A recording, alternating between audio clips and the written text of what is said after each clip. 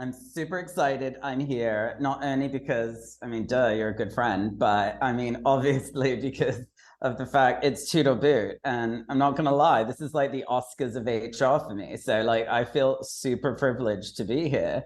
I mean, I think I'm more excited about this than any other like guest appearance I've done on pretty much anything. I mean, because this is like my love language right here. Gossiping about HR is also my love language. And I am happy to report we have some pretty good ones to start with, some very topical ones. I'm going to show you this. What would Ted Lasso say? Jason Sudeikis ditched his SHRM keynote to go watch Caitlin Clark play. The tea is hot on this one. It's hot and it's highly topical. Mm, Just Sherman is wrapping today as we speak. I spent time there. mhm. So I was amongst the masses that was discussing this. And it was or it has been, should I say, alleged that um, he was going to be paid up to $250,000 to appear at SHRM.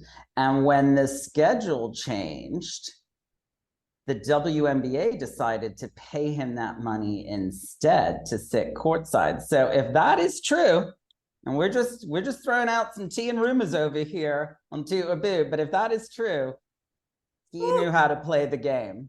Oh, What is scarier to me is I heard from some people that the main reason they went to SHRM, the SHRM conference, was to see him. Now, if you are going to a SHRM conference to see a celebrity versus actually learn anything about HR, I'm sorry, I think you need to reevaluate your priorities.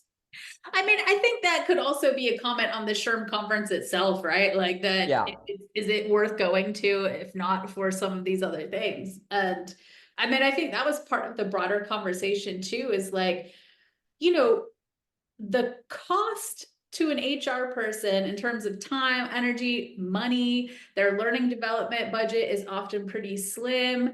And to know that ticket prices are what they are, that they're probably not paying other panelists, like mm-hmm. other lower profile people, but they're spending that kind of money to Yeah. get in celeb panelists and speakers is like, what? Yeah, It's just but also the fact that attendees are okay with that and not thinking about the people that are showing up actually to the event to present to them and aren't getting paid. So there's a massive disconnect there, to your point. And also, like, how do you find fast friends in a crowd of 26,000 people as well?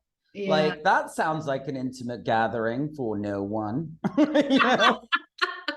Yeah, I think it really, I just seeing the news that's coming out of, people's experience at SHRM and them talking about it, it just makes me feel like there's just a big disconnect. And like it's problematic to me to know how much HR folks are spending when they have such limited budgets to spend on their own learning, and then Yeah. to know that this is where like that ticket money is going, and it's not going to pay other speakers. It's so rough for me. It does not, the math is not mathing on that for me at all. The No, math is no. mathing for Jason Sudeikis. Like it is a I 100% mean, mathing for him. for sure. Like he's just running to the bank with that new check, you know? So it's just the person that was paying it is slightly different in this case.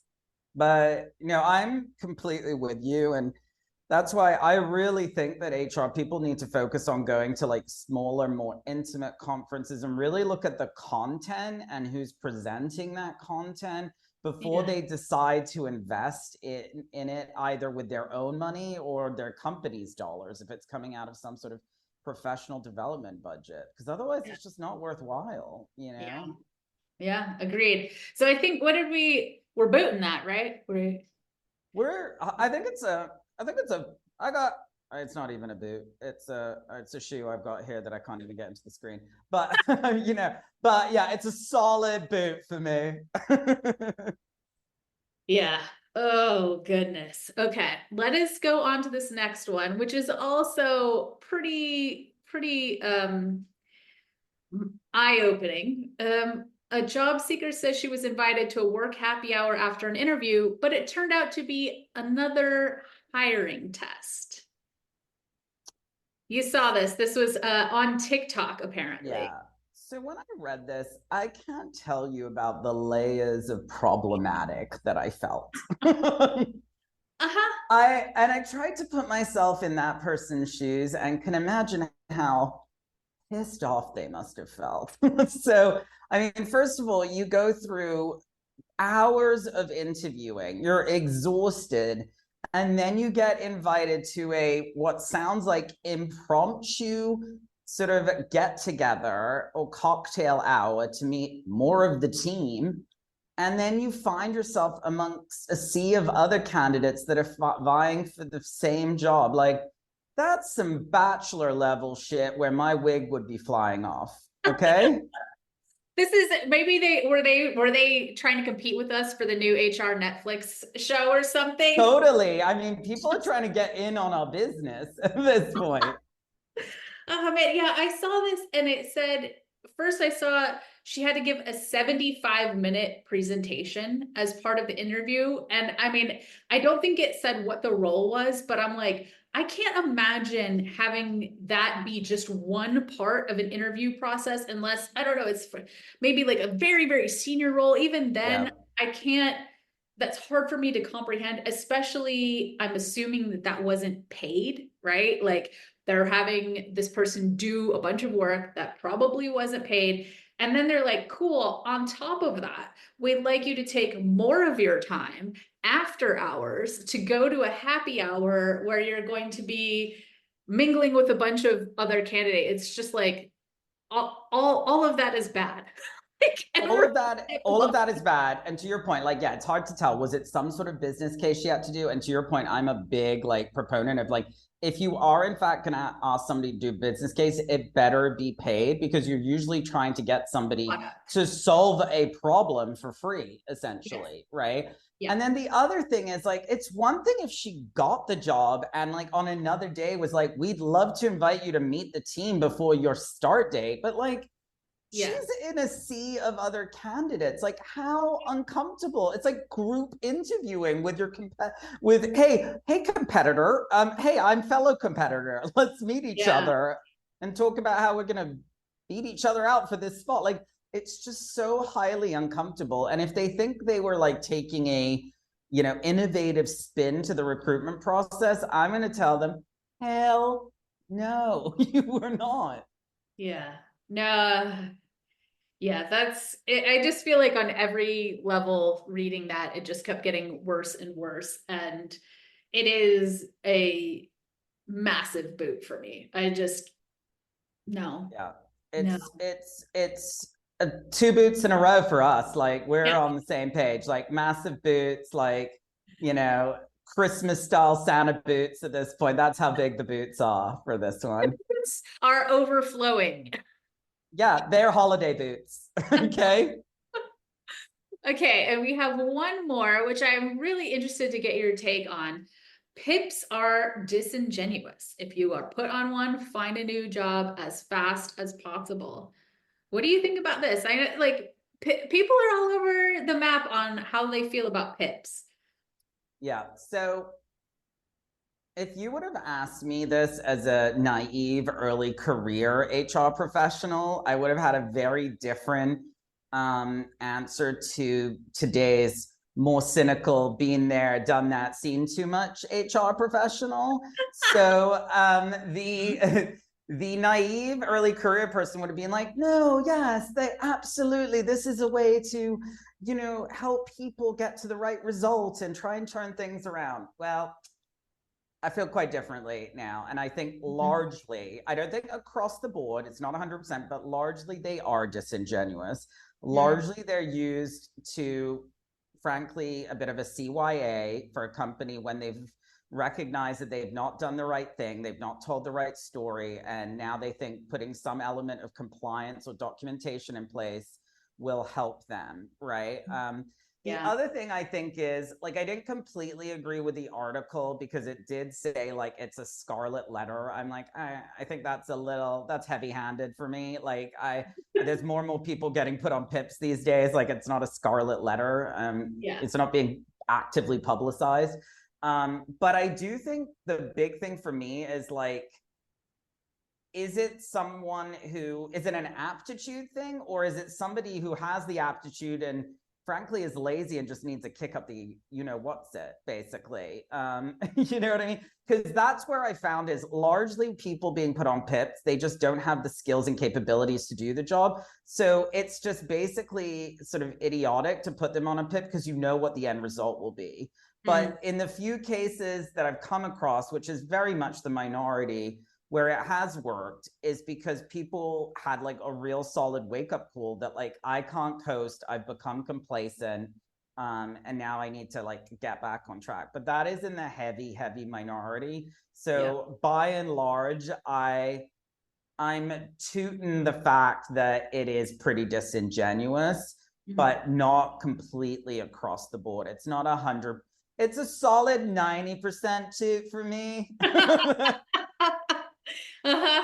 Yeah, I mean, I think I have kind of mixed feelings on it because I think I have followed the same path as you in terms of like, naivete to the cynicism on it.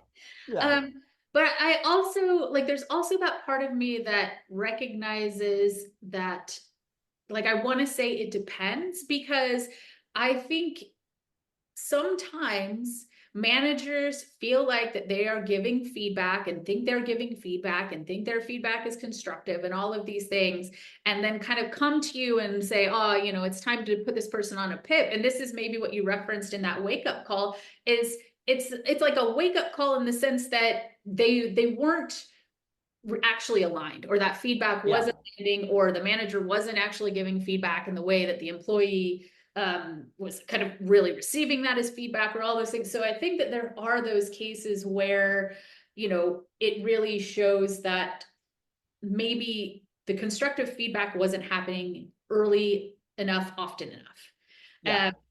But I also agree with you that there are those times, and there are orgs that use PIPs in that way of like, by the time you're on a PIP, it's kind of a checking the box exercise to your way out the door. So, and I also would add, like, to your point, I think a lot of companies wait too long to kind of tell the story. So it's like, you and I both know that like probationary periods are a thing of the past, but those first 90 days are still like what I would call dating. Like, is this right for you? Is this right for me? And like, and if it's not feeling right, like, it's the perfect time to kind of call it. And like, the number of times I've worked with people and they're like, well, we really knew in the first 90 days. Then why are you looking to terminate somebody a year later? Like, what is going on? So I don't think, like, from a systems perspective, I don't think the mechanisms are also being put in place early enough to kind of capture some of this or acted on, basically. You know? Agreed. All right. So where did you landed on a 90% toot on that? Is that? I think it's a 90. Although listening to you, maybe I'm down into the 80s now. It's tough, because you made some solid points, because I do agree with you between like what I said and your point about like disconnects and lack of job clarity. That's where it gets a little murky for me. So, and that's where I think it could turn, but it's still, if you think about like the PIPs that you've ever like had to work on for somebody, it still tends to be vastly in the minority people that are successful coming out of it. And whether it's eventually they are like, pushed out of an organization, or they even self-select out, because sometimes PIPs can just become so painful for both the employer and the employee, especially if you know what the end result is going to be, you know? No, totally. I feel like so it's like a toot on a sliding scale, maybe. I like, a sliding measurable scale. That's I like that. I didn't know that was an option. So I'm we're creating options here today. I love that. You have to. I'm glad.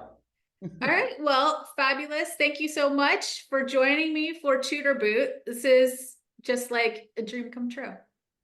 Thanks for listening to another episode of Toot or Boot. You can keep in touch with me, Stacy, on LinkedIn, and be sure to subscribe to our newsletter at tootorboot.com.